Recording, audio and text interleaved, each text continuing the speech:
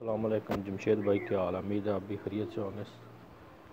Sir ये पट्टी है न्यूजीलैंड वाइट और ये पट्टी है, इसकी ये ब्रीड है। ये 7 बच्चे हैं इसके। ये आज 1 महीना और 12 दिन के हो गए हैं।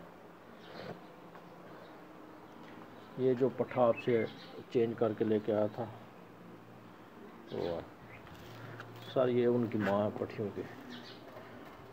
सिर्फ फोक्स अल्हम्दुलिल्लाह हेल्थी और एक्टिव है।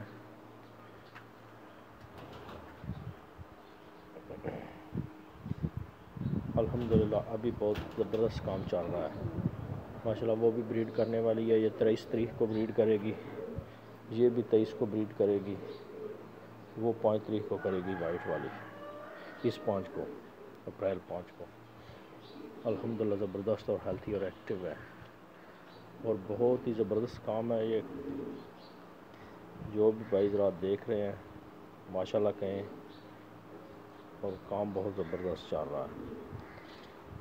इसमें कोई इशू नहीं है, कोई ऐसा मसला नहीं है। जमशेद भाई से एक बार रब्ता किया, चेंज करना था, उन्होंने कोई ऐसा मसला, ऐसी कोई बात नहीं कही कि जिससे आदमी को कोई नुकसान हो, कोई दिल आज़ारी हो।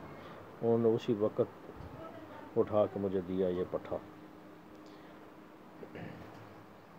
अस्सलाम वालेकुम।